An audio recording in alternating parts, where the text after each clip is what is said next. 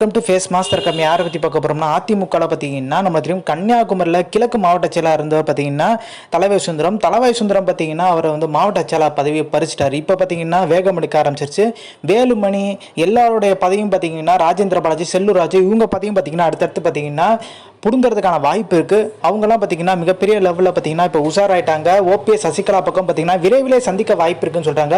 OPS பார்த்தீங்கன்னா டெல்லி போயிருக்காரு. அமித்ஷா பார்த்தீங்கன்னா இந்த அப்பாயின்மெண்ட் சைலண்டாக பார்த்தீங்கன்னா வாங்கி கொடுத்தா அண்ணாமலை ஒரு பேச்சு அடிப்படுது இன்ன வரைக்குமே. இப்போ அடுத்து செல்லூர் ராஜு, ராஜேந்திர பாலாஜி தென் மாவட்டங்களை சேர்ந்த முன்னாள் அமைச்சர்கள் நிறைய பேர் பார்த்தீங்கன்னா ஓபிஎஸ்ஸை நேரடியாக சந்திக்க வாய்ப்பு இருக்கதா தகவலாக இருக்குது. ஸோ இப்போ ஆர்பி உதயகாம் உங்களே லைட்டாக வந்து எடப்பாடி பழனிசாமி ஆதரவான இருந்தாலும் அப்செட்டில் இருக்கதா சொல்கிறாங்க. எடப்பாடி பழனிசாமி பார்த்தீங்கன்னா ஒரு சொல்கிற பேச்சையும் கேட்கறது இல்லை.